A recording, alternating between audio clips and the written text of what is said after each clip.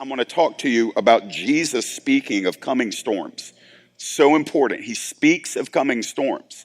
And so this is probably, in my opinion, some of the most get your attention verses that Jesus uses in the Olivet Discourse in Matthew 24, and that's where we're going to be for a few weeks. So if you're not there, join me in Matthew chapter 24, and let's pick up where I'm not even in the right book. There we go. Let's pick up in the 15th verse where we left off last week. Y'all there? Y'all with me? Okay. So here we go. He does not start off subtly tonight. Jesus is speaking. He says in Matthew 24:15, "So when you see the abomination of desolation spoken of by the prophet Daniel standing in the holy place," and then Matthew adds a parenthesis there, "let the reader understand." Jesus continues, "Then let those who are in Judea flee to the mountains. Let the one who is on the housetop not go down to take what is in his house. And let the one who is in the field not turn back to take his cloak. And alas, for women who are pregnant and for those who are nursing infants in those days. Pray that your flight may not be in winter or on a Sabbath. For then there will be," now watch this, verse 21 is huge. Listen to the words of Jesus. Let this sink in. "For then," Jesus is speaking towards the future, "for then there will be great tribulation, such has not been from the beginning of the world until now, no, and never will be. And if those days had not been cut short, no human being would be saved. But for the sake of the elect, those days will be cut short. Then, if anyone says to you, 'Look, here is the Christ,' or 'There he is,' do not believe it. For false Christ and false prophets will arise and perform great signs and wonders, so as to lead astray, if possible, even the elect. See, I have told you beforehand. So, if they say to you, 'Look, he is in the wilderness,' do not go out. If they say, 'Look, he's in the inner rooms,' do not believe it." And then we'll end with verse 27. "For as the lightning comes from the east and shines as far as the west, so will be the coming of the Son of Man." Those are intense verses. I don't have to add intensity to them. Jesus Christ spoke these words 2,000 years ago. They're spoken in an instructional way. They're also spoken in a way of proper warning. There are many different views about what Jesus was talking about, and I'm going to give you something. I don't have time to go into the weeds on this, but I'm going to tell you there are some people that think all of the words that he just said have already come to pass, that they've already happened. And they say this happened, this was all fulfilled in the year AD 70 when Rome came in, surrounded the city, destroyed the temple, murdered, killed multiple hundreds of thousands of Jewish people, and that was it, and it's over. So some theologians will tell you that this text has no bearing on your life. The problem is they fail to read the rest of the passage, which describes things that nowhere in history has there been any scintilla of fulfillment. So I'm telling you on good standing, with absolutely no wavering, what Jesus is talking about here has not been fully completed. Could there be some references to partial fulfillment? There could be, but I'm not interested in the partial. I want to know what Jesus was saying to this generation. And so no matter if you think this stuff was fulfilled in AD 70, you've got to listen to the rest of the things that Jesus said, because you're going to find out a lot of this stuff, there's no possible way that it was fulfilled then. So we know there remains some instruction for our day. So let's look at it and let's analyze when Jesus speaks of coming storms. Remember the original question that from the disciples that spurred on this whole sermon, this Olivet Discourse? It's when they said to Jesus, "Tell us, when will these things be, and what will be the sign of your coming and the close of the age?" So remember, everything we're studying in Matthew 24 and into 25, Jesus is teaching them about the sign of his coming and the things that will take place at the end of the age. Now, the disciples did not fully understand what they were asking because they didn't understand a first coming and a second coming, but we do. The disciples didn't have the epistles. The disciples didn't have the writings of Paul. They didn't have the book of Revelation. And so they're asking a question thinking, when is Jesus going to take the throne, put down Rome, and restore the glory to Israel? When's that going to happen? And what Jesus is doing is slowly introducing to them to the signs that will take place before his second coming. They didn't understand it. We absolutely understand it. He came once, he ascended, he's coming back. And so all of these things precede, and I believe precede almost immediately in very close proximity, the second coming of Jesus. And again, the birth pains illustration is important because it isn't, and ladies, you can testify this. I always feel silly talking about this because I know nothing about birth pains. I know nothing about birthing other than watching Amy bring our kids into the world. But y'all know that it's not one contraction and the baby comes out. It's just not the way it works. Y'all know, we all know, that it starts, and once it really starts, ain't no stopping it. And the contractions intensify, they grow closer in proximity until finally that birth agony hits, and then the baby comes forth, the agony is done, and the delight of holding that new child is there. And so what Jesus is describing here is the intensifying pains that come before the birthing of the revelation of Jesus Christ to this world. So let's look at it. Jesus starts off from speaking from scriptural truth. Jesus liked to use the Bible. He liked to use the Hebrew scriptures, and he chooses the prophet Daniel here, and he's doing it to instruct his disciples. He says, so when you see the abomination of desolation, that's a common phrase that you might hear in churches from time to time, the abomination of desolation. It sounds very intense. Well, we'll look at it. He says, remember that spoken by the prophet Daniel, and when you see it standing in the holy place, and then Matthew adds, let the reader understand. So Matthew draws our attention to what Jesus is saying. It's like Jesus is saying it, and Matthew's saying, I want you to think about this. Let the reader understand. Put your mind in this. Ask for revelation on this. Well, it doesn't take a whole lot of revelation because Jesus is telling us where to look for these teachings. So I'm going to give you the three mentions in Daniel's prophecy, the prophet Daniel, the book of Daniel. Let me give you the three mentions of the abomination of desolation, and then I'll give you a little context to what that means. In Daniel 9:26, this is what Daniel wrote. The people of the prince who is to come. He's talking there, it's a reference to the Antichrist. The people of the prince who is to come shall destroy the city and the sanctuary. That's a reference to Jerusalem and the temple. And its end shall come with a flood, and to the end there shall be war. Desolations are decreed. And he, this Antichrist, this evil time, end time prince, he shall make a strong covenant with many for 1 week, and for half a week he shall put an end to the sacrifice and the offering. And on the wings of abominations shall come one who makes desolate, until the decree is poured out upon the desolator. Okay, very quickly here. And again, we're not going to be able to get in the weeds in this. I promised you this was going to be more of a skimming through. But this is a prophecy written around the year between 540, 530 BC. So some 500 plus years, 550 years before Jesus began his ministry. And so when Daniel is prophesying this, he's looking forward into the future. Now, there was some historical events that took place that happened around the year 167 BC. How many of you, raise your hand if you know the name Antiochus Epiphanes? Anybody know that name? So just a handful in here. Antiochus Epiphanes was a Gentile ruler who came into Jerusalem, stormed in, took over the city, and he literally went straight into the temple, sacrificed a pig on the altar, set up in the temple an image of the Greek god Zeus, forbid the Jews from circumcising anymore, from doing their sacrificial systems, forced the Levitical priest to eat pork, which is just heinous. I mean, it's like a nightmare to an Orthodox Hebrew under the law. And so he came in and intentionally desecrated the Jewish temple.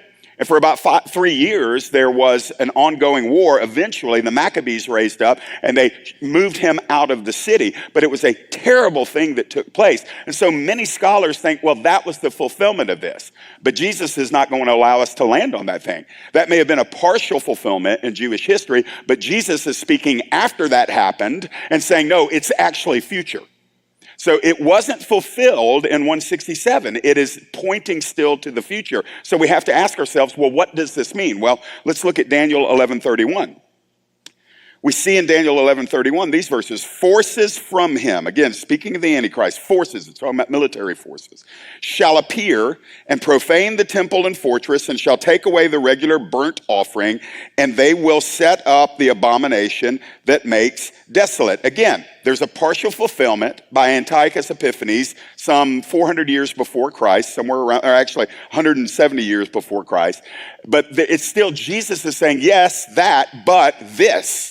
He's saying, I want you to look ahead, because remember, he's answering the question, what's going to happen before you come and establish your reign? And Jesus is saying, this is going to happen. So it isn't a historical thing that we're talking about here. It's a future prophetic event. And so again, you have the reference to this abomination that makes desolate. And by the way, if you want to, you can read Revelation 13 and you're going to find out that the Antichrist at the end of the age, in some form, in some way, will set himself up to be worshiped. And he's going to be wanted to be worshiped as God. 2 Thessalonians chapter 2, verse number 4. 2 Thessalonians 2:4 is very clear that at the end of the age, the man of lawlessness, the Antichrist, will step forward and he will demand globally, but beginning in Jerusalem, he will say, and by the way, a lot of by the ways in this, there's a lot of little trails. That means the temple has to be rebuilt before this occurs. So one of the things that has to happen before the second coming is the temple needs to be rebuilt on the Temple Mount in Jerusalem. And so guys, you always want to keep your antenna up for anything that's being said about that. So at this point, the temple is built, the sacrificial systems are taking place, the Antichrist comes in, he breaks a treaty with Israel, he sets himself up as God, and we believe that in whatever way, whether he does another pig on the altar or a false idol, I believe the Antichrist himself is the abomination that ushers in desolation. And so that is coming. That's going to be a future event that is going to take place on a planet near you.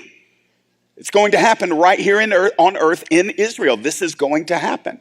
And so because of that abomination, what happens immediately after that is when the great tribulation begins to break loose. And the Antichrist sets himself up as God. That's when you will see everything you've ever known on planet Earth will be completely overhauled. Things will never be the same again. And that's going to usher in the last 3.5 years of the tribulation.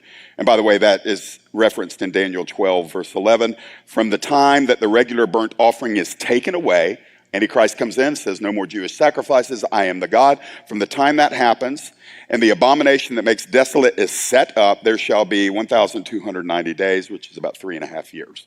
Okay, I don't want to bore you with timelines, and I don't have enough time to do it justice, but that's what I want you to be thinking. Jesus has been asked the question, what's going to happen before you come?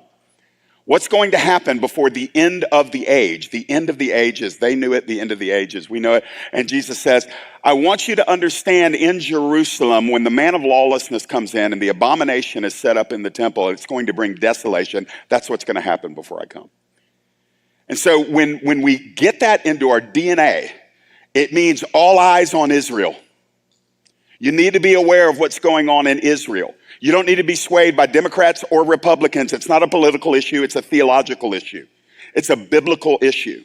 And I want to just go ahead and tell you, biblically speaking, the land belongs to the Jews, and more land than is actually being fought over right now. That is the seed of Abraham's land, and it will be theirs. And so when we see all of this stuff going on, it's not just, Arabs and Hebrews not getting along. This has gone on from Ishmael all the way to Isaac. And it's not going away, and it's going to culminate at the end of the age with this massive battle that we'll talk about in another message, okay?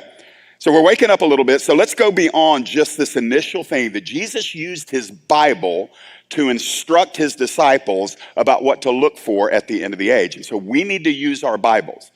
With apologies ahead of time to all my prophetic friends, I am among you. I believe in prophecy, but when you're going to start talking about the end of the age, use as much Bible to frame up your thoughts as you possibly can. And where God has left it ambiguous, please don't step up and help him. Don't fill in blanks that he intentionally left blank. We cross lines when we start filling in the blanks according to our own wisdom. I have no problem. People come to me and say, well, Jeff, you said this about eschatology. You said this about the end of the age. What about this, this, and this? And I just look at them and say, yeah, I don't know. I have no idea. Well, how can you be so sure you know what you know? Because what I do know, I'm knowing from the Bible. And so if the Bible says it, we need to just go ahead. We don't need to take a move and a second and a vote on it. We need to just say, the Bible has said it, let it be so. All right, so Jesus goes on, and he then gets practical. Not that the other part wasn't practical, but he moves from a theological framework to a practical warning. Jesus is going to release now practical warnings that are going to make up several of the next verses.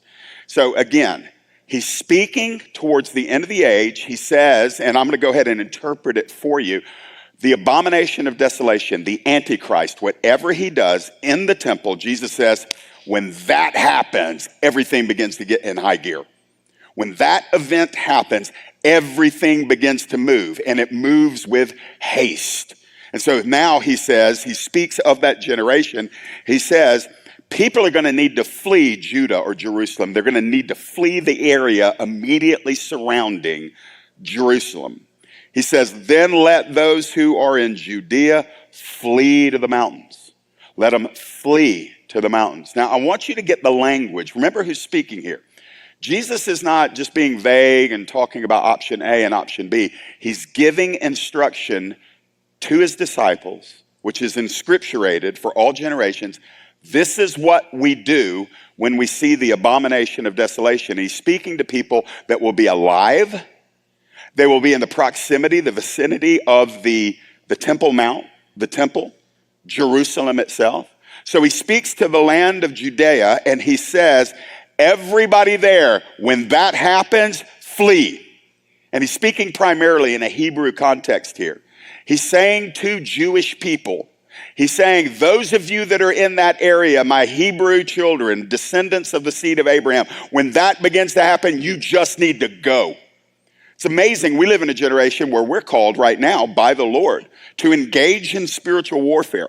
We are to not only fight the advance of the enemy, but we are literally supposed to be proactive. We are to be on the offensive. We are to be reclaiming surrendered ground. We are to be fighting in warfare, fighting against the enemy, fighting against the system. But in this day, this is what Jesus says. He says, when you see that happen, don't fight, flee. He says, flee. He says, go get in the hills, go hide yourself. I love this, by the way, because this isn't the end of the story. Because 3.5 years after this takes place, the Son of God is going to split the sky and come back, and it is all those who rejected him that are going to be fleeing and hiding in the mountains. Remember that? They're going to be the ones hiding, and it's going to be a great exchange. The people that fled from the Antichrist, and some of them will be preserved, and some of them will be preserved during that time.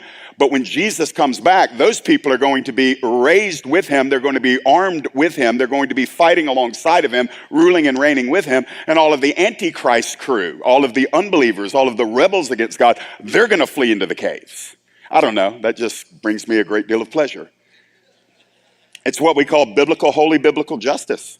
It's Jesus Christ and his name being vindicated finally. Just real quickly here.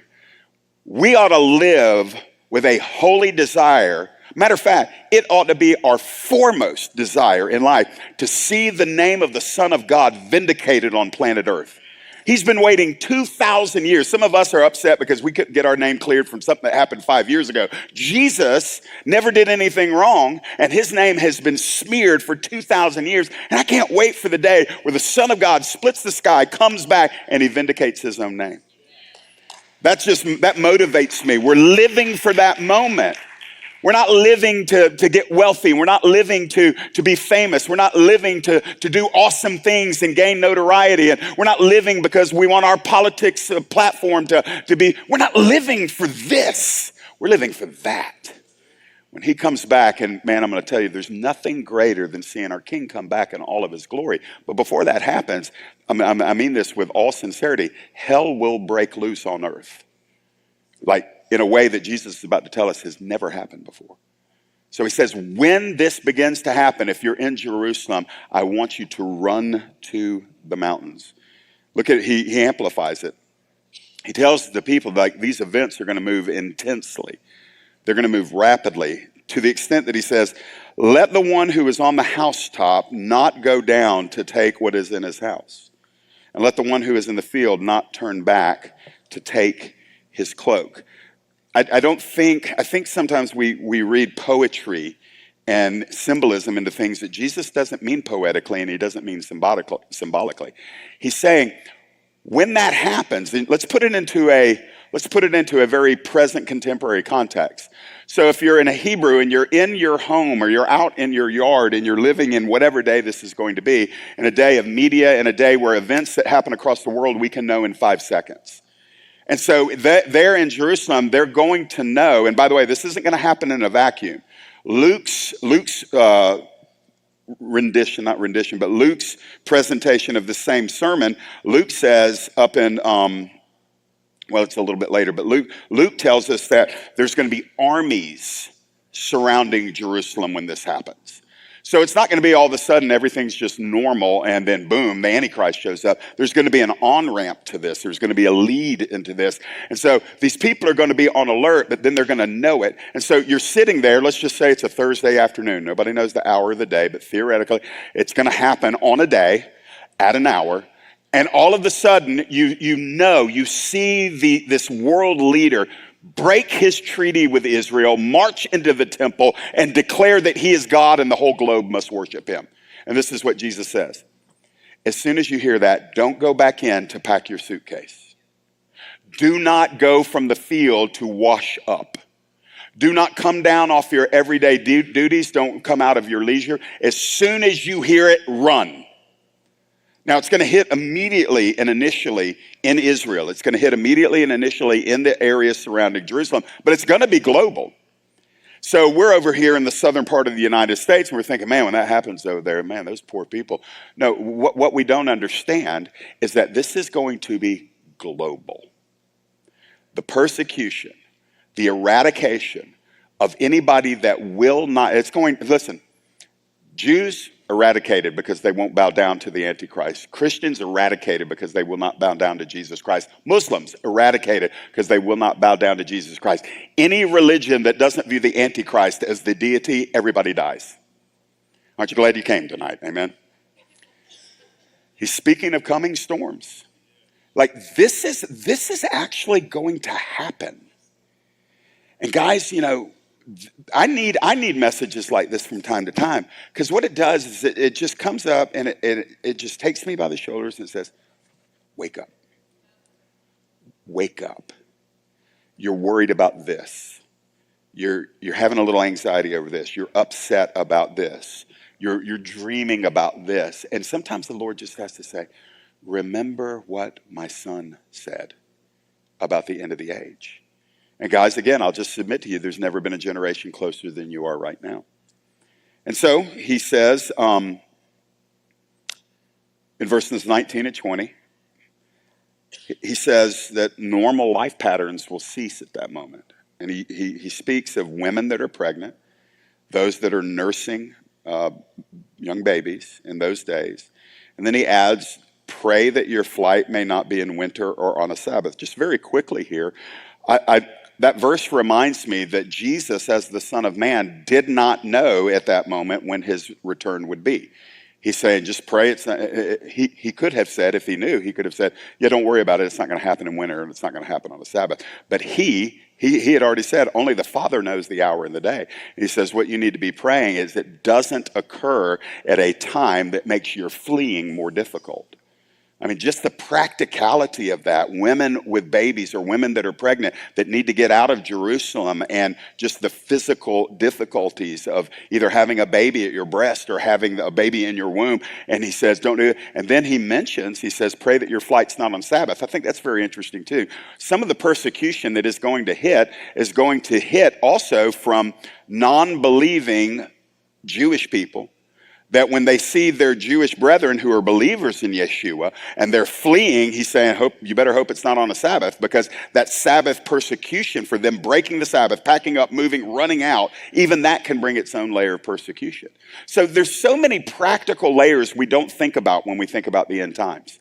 We just don't think about it because it all seems so foggy and up in the air. But I think we're living in a day where we need to bring it down from the clouds and start thinking about how we're living, how our hearts are being prepared, how are we preparing our children? Are we actually thinking that all of this is going to wind up one day? And it's not going to be nice, neat, and with a boat, a ribbon on it. It's going to be explosive. And we prefer to live in kind of a state of amnesia and anesthesia. We want to be numb to it and we don't want to think about it. And the very teaching of Jesus is, no, actually, you need to be thinking about this. Now, I understand that some of you are saying, Jeff, I don't have to think about it because I'm going to get raptured out of here before any of this happens. I'm going to challenge you on that. I'm going to challenge you because you're going to find out here that Jesus says that during this time, the elect are going to be alive. And the elect is always a reference to those that are salvifically chosen in Jesus Christ unto salvation. And some people say, well, that's just the Hebrew elect. Those are the Jewish people, the church will be raptured.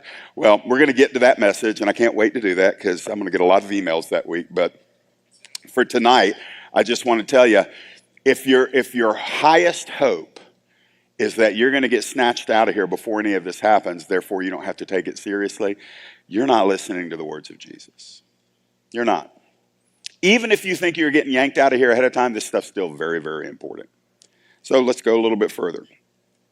Jesus declares here an unalterable prophecy, and this is like the gripping verses. For me, this is what grips me.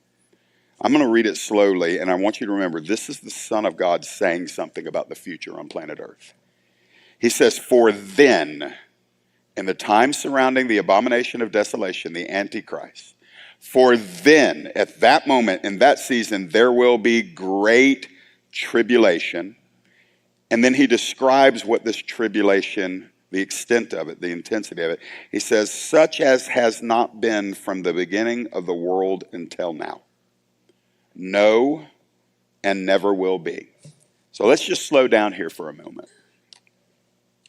Jesus is saying that when this moment hits the planet, and by the way, the moment, best I can tell, lasts for 3.5 years. 3.5 years on this planet. So if it started today, we're talking about the fall of 2025. Is that accurate? So 3.5 years from today until the fall of 2025, Jesus says planet Earth is going to experience tribulation that has never happened before and will never happen anything like that again. And by the way, next week we'll go over some of what that's going to look like. I'm thinking to myself of the massive things that have happened on planet Earth. Let's just start with this little thing called the global flood in the days of Noah. Jesus says this is going to be worse. Maybe it's because the global flood came, the people drowned, there wasn't an incredible amount of suffering, there was terror, but there was no prolonged, they drowned and they were dead. This is 3.5 years of intentional persecution and demonic assault, hellish assault, satanic assault, activated and implemented and executed by the most evil human being and his regime that has ever seen the planet. This guy makes Judas look like a choir boy. And this is going to be hitting the planet. And Jesus described, and by the way, look, we don't have to go back to the flood. Think about the Nazi Holocaust. And the massive amount of Hebrews that were slaughtered, tortured. I'm going to be careful, we have young ears in here, but you know the history. And Jesus says, this will be so much more intense than that. And I'm thinking to myself, what? That was man at his worst. Do I believe Adolf Hitler was demonized? Of course I do. But this literally is on a scale that can't even be compared with that. Jesus says there's nothing on earth that has ever happened like what's going to happen in these days. And he says it'll never be like that again. There's a little relief in that because this is the last gasp of the devil. I want us to let these words from Jesus sink in. And by the way, this is one of the verses that lets me know that whatever he's describing hasn't taken place yet.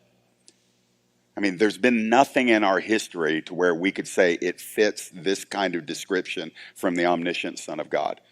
that such a shaking, intense inferno of wickedness and evil and tribulation, he says, it's never been like that before, and it'll never. And so we can look back and we see terrible things that have happened, but we haven't seen this. And so we know it's future. And I would be of the opinion that it's not distant future. I would be of the opinion, in case you wondered, you don't have to agree with me, I would be of the opinion in my lifetime. I might be an older man. I'm 51, I'll be 52 in June. I might be an old dude when this happens, but I don't think I'm going to be that old. People ask Jeff, when do you think? Well, I said, well, Jesus said we don't know, so it's only my guess. And I could be completely wrong, but if I'm 51 now and I believe it's going to happen in my lifetime, then you do the math. And I don't even think it's that far away. And here's my great concern, if I can put on my pastor's hat for a minute. Christians aren't ready. Churches aren't ready. Churches are trying to figure out how to make people feel good about themselves so they'll come back next week. Churches are trying to tell you you're awesome. You're awesome just the way you are. Churches don't want to talk about sin, and they don't want to talk about sanctification, and they don't want to talk about power, and they don't want to talk about evil, and they don't want to talk about good.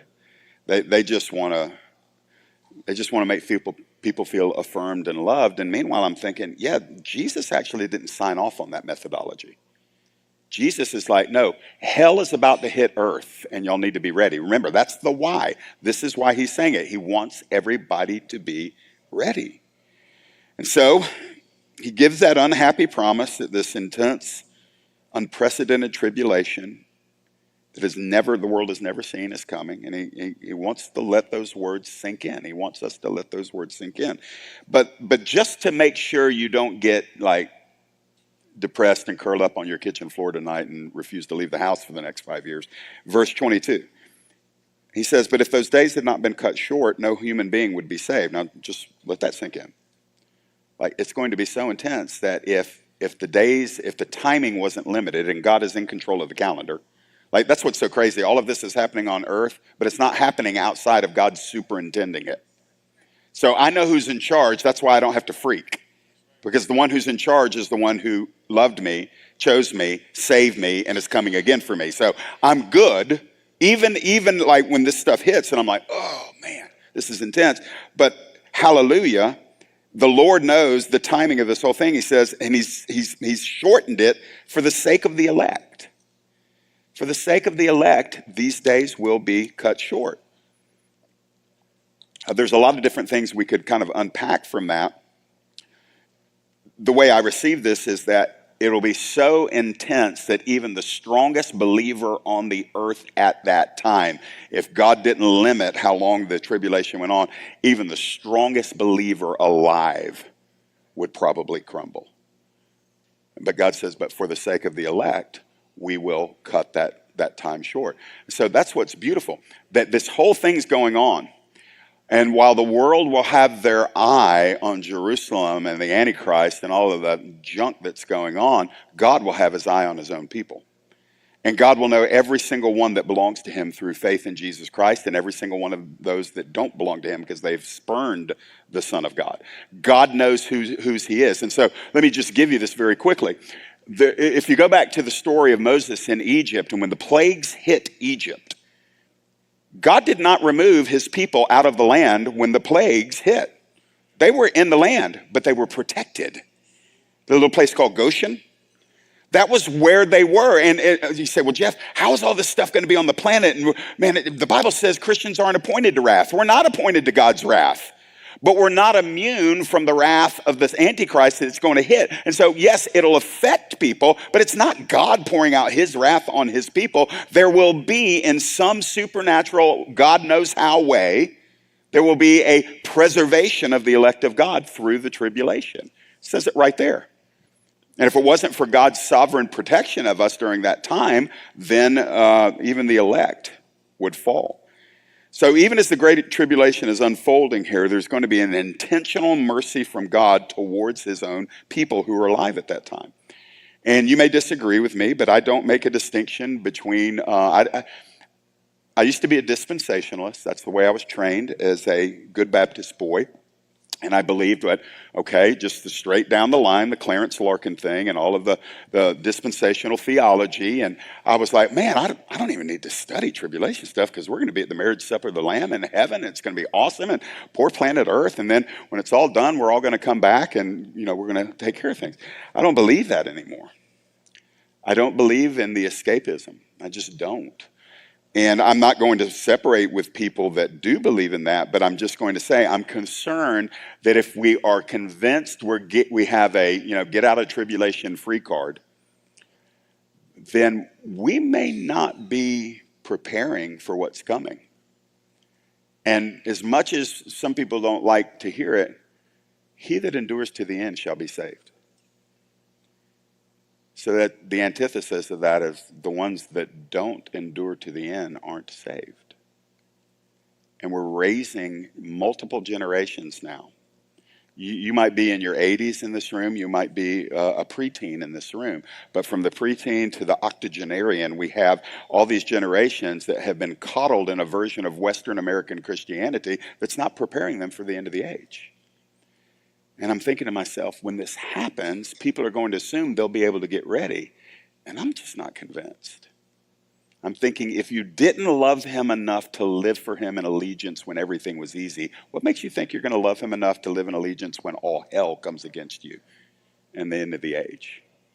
So let's just finish it up, and we can cry ourselves home tonight. But listen, if you don't keep your heart fixated on the triumph of Jesus in this stuff's intense and it can be depressing. But listen, I think how you're responding to this is a diagnostic of where you are right now with the Lord. Because if your primary sense right now is fear, let that be an indicator that in some way you're just not looking at him and trusting in him and resting in him and believing in him and walking with him. If your primary response to all of this is, oh no, then it's not that you're a horrible person. It's just probably an indicator. It's your engine light going off saying something's not quite right. And so let's think about these things, and then God, show us what's not right. Why am I afraid when I actually should have resolve, hope, and confidence that the one who saved me will see me through? So Jesus then gives these final few verses. I call them preparatory instructions. And this is what he says to those that are going to be alive at the end of the age. He says, don't be gullible. He says, if anybody says to you, look, here's the Christ, or there he is, Jesus is just very explicit. He says, do not believe it. For false Christ and false prophets will arise and perform great signs and wonders. So again, let's get back into the context. The Antichrist, for 3.5 years, is doing his thing from Jerusalem, now global domination. All of the governments, all of the commerce, everything is under his dominion in the sense of who's running show on earth. We know that God's above it all in heaven. But you got to remember, for 3.5 years, the people that fled Jerusalem have to be living somewhere. And Jesus told them to run to the hills and get in the caves. And so they're going to be living in pockets of isolation and seclusion, a communal living. It's going to happen all over the globe. They're literally hiding from the reign of Antichrist. And there are going to be people that will come with words of, okay, y'all have been in seclusion. You've got no contact with the outside world. But listen, the Messiah has come. The Messiah has come. Come, he's here. He's in Jerusalem. He's here. You've been in the hills. You've been in the caves. You don't know, but we're coming to tell you, Messiah has come. Look, he's here. He's there. He's there in the temple. He's in the inner rooms. He's here. And Jesus says, they're going to come to you and they're going to say that. He says, but don't go. Don't believe it. He says there's going to be false Christs. There's going to be imposters saying, I am Jesus' return. I have come. By the way, that's already happening on earth, but this is going to intensify, and the agenda will be to coax the believers out of their hiding, and they will seek, potentially, to find Jesus who supposedly has come back, and when they're exposed, they'll be slaughtered by the Antichrist. So Jesus is saying, and if you think I'm being too dramatic, I want you to answer. If you don't think this is what this means, then you tell me what it means. Why is he saying this stuff? He says, Don't believe it. These false messiahs are actually going to do signs and wonders.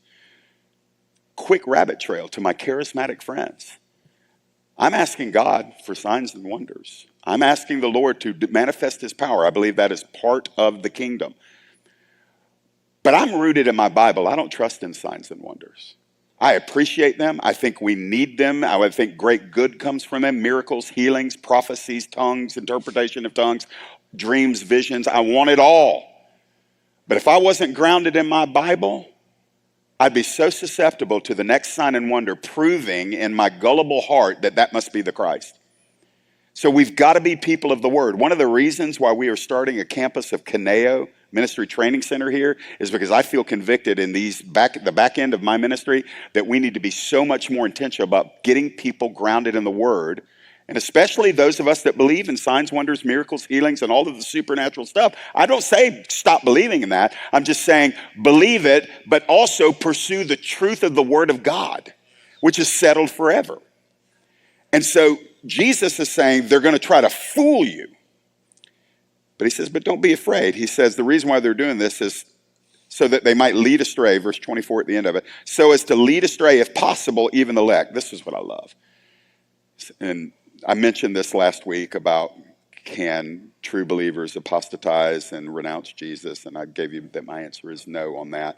And some of you took me up on my offer for me to email you that paper. I hope that you've read it, and I hope it's helping you. If you're interested in why I believe biblically that true born-again Christians cannot renounce Jesus, if you want that paper, email me at jeff@churchatwinder.com.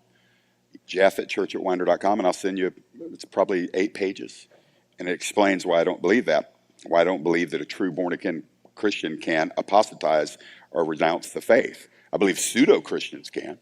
I believe church members can. I believe nominal Christians, I believe in Sunday attenders, they can do it. I believe not only can they will en masse at the end of the age. Jesus says it. It says people are going to depart from the faith.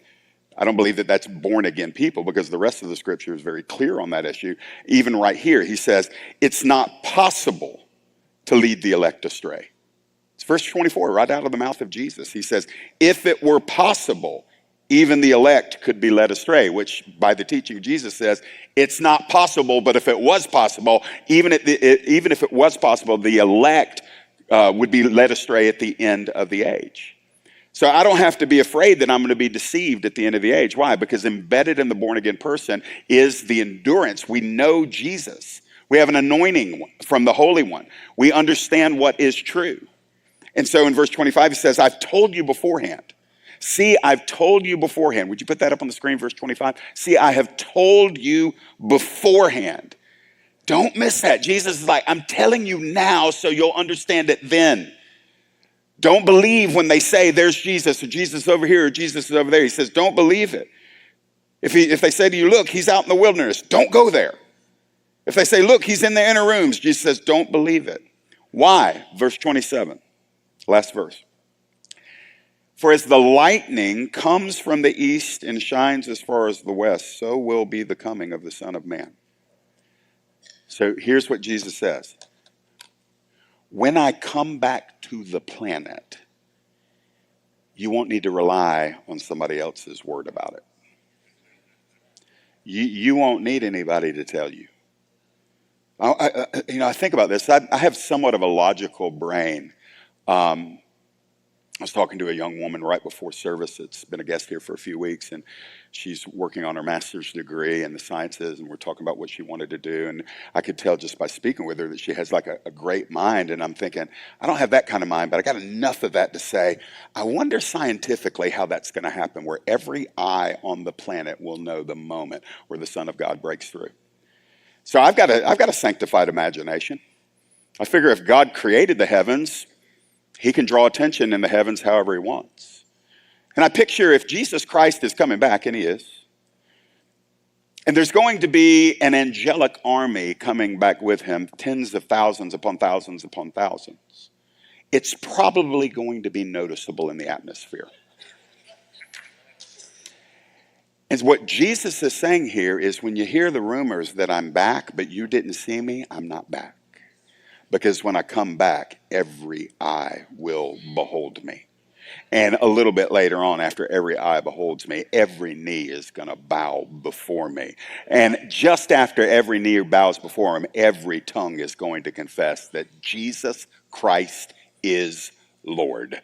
Now, friends, that's what we're living for. So that's the birth, like literally in that moment. I don't know, man. I got a few minutes. Let me roll with this. Like, I'll talk to the sisters for a minute. Ladies, y'all tend to like these movies more than guys. Amy and Alicia, if y'all don't know, my wife is Amy and my daughter is Alicia, and they love movies that I refuse to watch. Pride and Prejudice, Sense and Sensibility, all of these movies, but every single one of them has this studly hero who has captivated some woman's heart. And I think it's Pride and Prejudice. Is that where the dude comes walking over the hill at the end? Is that it, Tanya? He's walking, what's his name? Darcy. I've heard about Mr. Darcy for 100 years, it feels like. Mr. Darcy comes over the hill. I have seen this one scene. It's misty. And there he is walking in his long black coat, all good looking and stuff. And he's walking over and they got the cinematic score and the music going on. And I've watched my own wife and she's like, oh. And I'm like, I'm in the room. But the point is there's something even in me, like when I picture my hero, and I don't mean that irreverently, he's far more than a hero. He's my God, he's my king, and he's my savior. But when he comes back, I'm going to know everything's good. When he comes back, I'm like, that's the moment I'm waiting for. Antichrist, I don't know what we'll be doing at that point, but I'm like, oh, dude, you're in such trouble because he's back. Every demon of hell, some of us will, listen, I'm going to give you this. I'm rambling now, but I'm having a good time.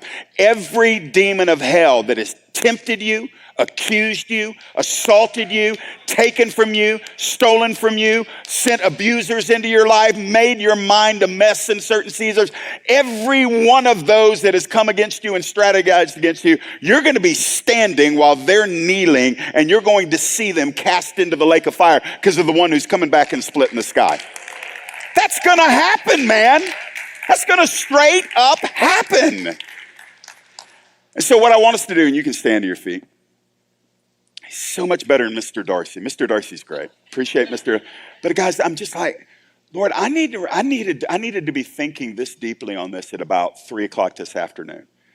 Like just when life, just little annoying, pestering, temporary things that they morph and they grow bigger than we should ever allow them to grow. And we got to keep our minds and our hearts and our souls anchored in the reality that he really is coming back. Yeah, there's going to be some terrible storms. Some of us in the room will probably be here. Some of you will be in heaven before this happens, but this is going to happen. But here's the thing. Jesus is giving us all of the instruction we need to be ready. You can actually be perfectly 100% ready. You don't have to be afraid of anything. But you got to make up your mind now. Make up your mind now. This is my destiny. This is my king. This is what he said is going to happen. And this is the eventual outcome for all of us that are in him if we will just keep him central in our lives. So, Father, I thank you for the prophetic word from your son, Jesus, in Matthew 24. And I thank you that the reality of his victory has just consumed us here at the end of the message, more so than the fear-mongering of the eventual Antichrist and all that's going to happen. So I pray, Lord, that as Jesus gave us this instruction, so that we would be ready, help us to ready ourselves. Help us to be quick to forgive everybody that's done us wrong so that we don't have nasty in our heart. Help us, Lord, to let things be kept in perspective. Disappointments and losses and hurts. Help us not despair because our bridegroom is coming. Help us to remember, Lord, greater is the one that it is in us than the one who is in the world now and the representation of that evil one in the end of the age. Help us to remember Jesus is greater. Would you just say that right now? Jesus is greater. Jesus is greater. Jesus is greater. So we love you. and we trust you. And Jesus, help us make up our minds today that our lives belong to you. We present our bodies a living sacrifice, which is our reasonable service, holy and acceptable unto you. In your name, amen.